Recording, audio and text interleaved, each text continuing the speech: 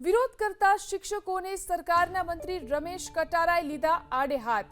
પગાર પંચ નાણાં પંચ મળી ગયું હોય તોય ભૂખ નથી ભાંગતી।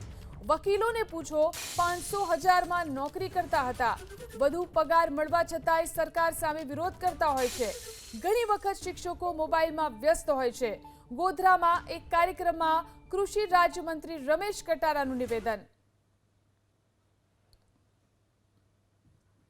શિક્ષણની વાત કરું, આપણા બાપ દાદાને વડીલોને પૂછજો, ઉંમરલાયકને પૂછજો, ગામની અંદર નિશાળ નથી। નિશાળ એક ગામમાં નિશાળ હતી, ત્યાં ઓરડા નહોતા, નીચે બીન ભણવા પડતો હતો અને 200 થી 500 રૂપિયા પગાર મળતો હતો।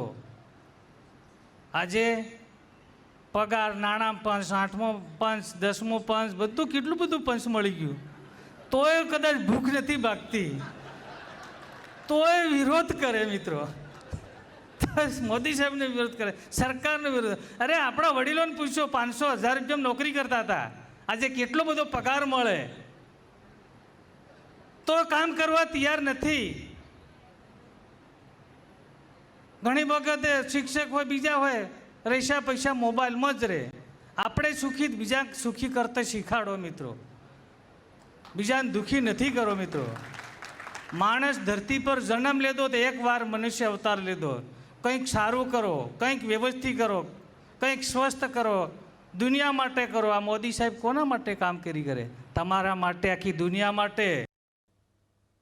તો કૃષિ રાજ્યમંત્રી રમેશ કટારા કે જેમને શિક્ષકોને આડે હાથ લીધા। વિરોધ કરતા શિક્ષકોને સરકારના મંત્રી રમેશ કટારાએ આડે હાથ લીધા। પગાર પંચ નાણાં પંચ મળી ગયું તોય ભૂખ નથી ભાંગતી તેવી વાત રમેશ કટારાએ કરી છે। આ ઉપરાંત તેમણે કહ્યું, વડીલોને પૂછો 500,000 માં નોકરી કરતા હતા, વધુ પગાર મળવા છતાંય સરકાર સામે વિરોધ કરતા હોય છે। પ્રાથમિક શિક્ષક સંઘના પ્રમુખ દિગ્વિજયસિંહ આપણી સાથે ફોન લાઈનથી જોડાયા છે। દિગ્વિજયસિંહજી, જે રીતે સરકારના મંત્રીએ શિક્ષકોને આડે હાથ લીધા છે અને જે વાત કરી છે શિક્ષકો માટે, તમારી શું પ્રતિક્રિયા? શિક્ષકો માટે જે વાત કરી છે બિલકુલ અયોગ્ય છે। જ્યારે રાજ્યના શિક્ષકોના પગારની વાત છે તો રાજ્યના શિક્ષકોની મોંઘાઈની સાથે સાથે એના પગાર વધતા હોય છે। એક સમય એવો હતો કે 5 લાખ રૂપિયા ગ્રેચ્યુટી આવતી તો એમાં માણસ ટેનામેન્ટનું મકાન લેવાતું, આજે 20 લાખ આવે તો ટેનામેન્ટનું મકાન પણ નથી આવતું। આજે જે ભાષામાં વાત કરી છે કે શિક્ષકો માંગણી, અમારી વાત સ્ટેટ જે છે એ 10 પછી આરટીની જોગવાઈ મુજબ, સરકારના નોર્મ્સ મુજબ પરીક્ષા લઈને ભરતી કરવી એવી સરકારે પ્રક્રિયા કરેલી નથી। પછી તમામની પરીક્ષા લેવાની।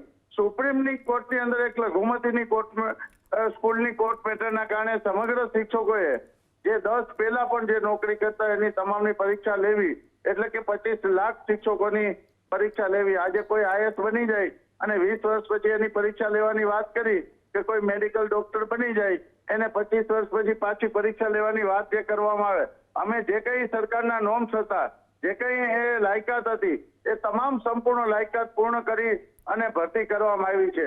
એટલે જે તે વખતે જ્યારે અન્યાય થતો હોય ત્યારે અમને હમણાં બોલવાનો હક છે અને ત્યારે એનો પ્રતિકાર ના આપી તો બિલકુલ યોગ્ય નથી। અમારો વિરોધ કરવાની ફક્ત જે સરકારે પાસે વિનંતી છે કે સુપ્રીમ કોર્ટનું જજમેન્ટ આવ્યું છે એના સંસદની અંદર ખરડો પાસ કરી, વિધાયક પાસ કરી અને આમાંથી મુક્ત કરવામાં આવે એવી અમારી માંગણી છે। અમે કોઈ ગેરવ્યાજબી માંગણી નથી।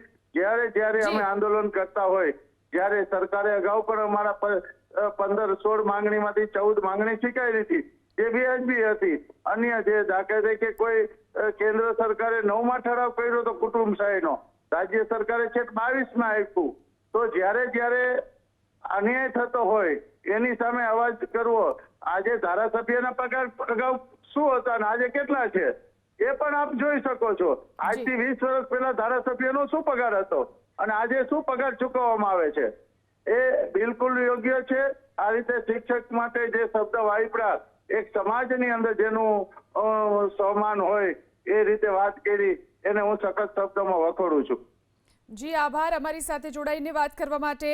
આપણી સાથે અખિલ ભારતીય રાષ્ટ્રીય શૈક્ષિક મહાસંઘના પ્રચાર અધ્યક્ષ રાકેશ ઠાકર પણ ફોન લાઈનથી જોડાયા છે।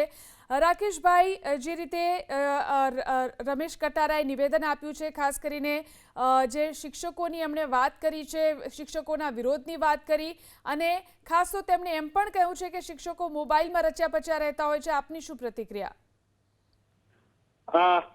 સૌ પ્રથમ તો આ જે વિધાન એમણે વાપર્યા છે એને સખત શબ્દોમાં અખિલ ભારતીય રાષ્ટ્રીય શૈક્ષિક મહાસંઘ વખોડી કાઢે છે. આમ જોવા જઈએ તો હજુ 8મું પગાર પંચ આપ્યું જ નથી. આ પહેલું એમનું જે વિધાન છે કે 8મું પગાર પંચ આપી દીધું. મને એવું છે કે 1/1/2026 રોજ આપી દે. જો એવું બોલ્યા છે તો આજે જ જાહેરાત કરે અને 8મા પગાર પંચનું પેલે કરે. 7મા પગાર પંચના હજુ સુધી ભથ્થા રાજ્ય સરકારે આપ્યા નથી, જે 1/1/2016 થી લાગુ પડેલું છે. આટલા વર્ષોથી શિક્ષકોના નાણાં અટકાવીને એમને અન્યાય ગુજરાત સરકાર કરી જ રહી છે ઓલરેડી. અને જે વસ્તુ એ લોકો કહી રહ્યા છે અથવા તો એમણે જે વિધાન વાપર્યા છે કે શિક્ષકો કામ નથી કરતા, 110 પ્રકારની સરકારની બીજા વિભાગોની કામગીરી લેવામાં આવે છે ત્યારે તેઓ ક્યાં જાય છે? સરકારના ની સમાજના સીધા પ્રતિનિધિ છે. MLA એટલે સરકારના સીધા પ્રતિનિધિ. સમાજનું શિક્ષણ ક્ષેત્રે અહિત થઈ રહ્યું છે. 25 વર્ષ પછી જે સમાજ નિર્માણ પામવાનો છે એ સમાજનું શિક્ષણ ન મળે એની પૂરી વ્યવસ્થા જો એ હોય અને ના થતી હોય તો એવા સંજોગોમાં શરમ કોઈને ન આવી જોઈએ. એવું ન બને. ગુજરાતના એક વ્યક્તિને આની શરમ આવવી જોઈએ. એટલે આજે શિક્ષકોની લાગણી દુભાઈ છે. એમના શબ્દો યોગ્ય નથી. એને સખત શબ્દોમાં અખિલ ભારતીય રાષ્ટ્રીય શૈક્ષિક મહાસંઘ વખોડી કાઢે છે અને 8મું પગાર પંચ આપી દીધું એમ કે છે. તો 1/1/2026 થી 8મું પગાર પંચ આપી દે અને 1/1/2016 થી અત્યાર સુધીના જે મોંઘવારી ભથ્થાઓ અટકાવી રાખેલા છે, કોરોના વખતના 3 વર્ષના સળંગ મોંઘવારી ભથ્થા અટકાવી રાખ્યા છે, એ તમામ આજની તારીખમાં રિલીઝ કરે જો એ સાચા હોય તો. વર્ષો પહેલા જે શિક્ષકોને પગાર મળતો હતો એ મોંઘવારીને આધારે મળતો હતો. એ વખતે પણ ધારાસભ્યોના પગાર કેટલા હતા? આજે કેટલા છે એમના? એ વખતે કેટલી ગ્રાન્ટ એમને મળતી હતી? આજે કેટલી ગ્રાન્ટ મળે છે? અને આ તો વ્યવસ્થાના ભાગરૂપે એક ચોક્કસ ક્વોલિફિકેશન સાથે પરીક્ષા આપીને અને જે તે વખતે શિક્ષકોએ જે ક્વોલિફિકેશન નક્કી કરેલું હોય એ પાસ કરી અને આવેલા છે. આ તો સરકારનું જ અંગ છે. સરકારના પોતાના જ અંગને જો આ સરકાર આવું કહેશે તો ક્યાં જઈને અટકશે? એટલે સ્પષ્ટપણે અખિલ ભારતીય રાષ્ટ્રીય શૈક્ષિક સંઘ આનો સખત વિરોધ કરે છે અને સખત શબ્દોમાં વખોડી કાઢે છે અને આવું સેજ પણ ચલાવી ન લેવાય. સમાજે સામે આવીને જાગૃત થઈ અને આવા વ્યક્તિઓને ચોક્કસપણે કોઈક વાતથી મજબૂર કરવા જોઈએ કે તેઓ માફી માંગે. કારણ કે આ સરકારનું અપમાન છે, આ શિક્ષકોનું અપમાન છે, આ સમાજનું અપમાન છે. આભાર રાકેશભાઈ, અમારી સાથે જોડાઈને વાત કરવા માટે. આપણી સાથે અમદાવાદ શિક્ષક સંઘના પ્રમુખ તેજસ પટેલ પણ ફોન લાઈનથી જોડાયા છે. તેજસભાઈ, જે રીતે સરકારના મંત્રીએ વાત કરી છે, રમેશ કટારાએ જે રીતે શિક્ષકોની વાત કરી છે, પગાર પંચ નાણાં પંચ મળી ગયું છતાં પણ શિક્ષકોની ભૂખ ભાંગતી નથી તેવી વાત કરી છે, તમારી શું પ્રતિક્રિયા? સર્વપ્રથમ તો અમદાવાદ જિલ્લા પ્રાથમિક શિક્ષક સંઘના મહામંત્રી તરીકે તેજસભાઈ અમીન, સૌ પહેલા આ શબ્દોને માન્ય મંત્રીશ્રીના શબ્દોને વખોડી કાઢું છું અને સરકાર તરફથી બિનજરૂરી કામગીરીના ભારણના કારણે અત્યારે હાલ જે શિક્ષણ દર છે એ આપ જોઈ શકો છો. અને રહી વાત 8મા પગાર પંચની, તો 8મું પગાર પંચ એ હજુ સુધી આપ્યું નથી એવી વાહિયાત વાતો કરે છે. અને હાલ ઓનલાઈન કામગીરી એટલી બધી છે, માન્ય મંત્રીશ્રી એવું કહે છે શિક્ષકો મોબાઈલના કાર્યમાં વ્યસ્ત છે, પણ માન્ય મંત્રીશ્રીને એટલી પણ ખબર હોવી જોઈએ કે શિક્ષકો પાસે ઓનલાઈન કામગીરી કેટલી કરવામાં આવી રહી છે અને સતત કામના કારણે શિક્ષકોને મોબાઈલ સાથે રાખવો પડે છે. નહીં તો શિક્ષકો મોબાઈલ મૂકી અને વર્ગખંડમાં કાર્ય કરતા હોય પરંતુ અનેક કામગીરી ઓનલાઈન હોવાથી હાલની સ્થિતિમાં મોબાઈલ સાથે રાખવો પડે છે. અને એ સિવાયના જે કામના ભારણો છે એ પણ ઘણા છે. જૂના શિક્ષકોની વાત કરે છે, વડીલોની વાત કરે, ત્યારે મોંઘવારી નથી, ત્યારે 500-1000 રૂપિયામાં ગુજરાન ચાલતું હતું. હાલની પરિસ્થિતિમાં મોંઘવારી કેટલી છે અને પગાર જે પ્રમાણે સરકાર આપી રહી છે એ મુજબ મોંઘવારી પણ એટલી છે. કોરોના સમયની જે મોંઘવારી હોય કે પગાર પંચના લાભો હોય આજ દિન સુધી નથી આપ્યા. અન્ય શિક્ષકો પાસે તમામ ડિપાર્ટમેન્ટો કામગીરી કરાવે છે, તો માન્ય મંત્રીશ્રી અને સરકારશ્રીને પણ ખ્યાલ હોય કે ઘણી બધી કામગીરી બિન શૈક્ષણિક કામગીરી પણ આ શિક્ષકો કરી રહ્યા છે.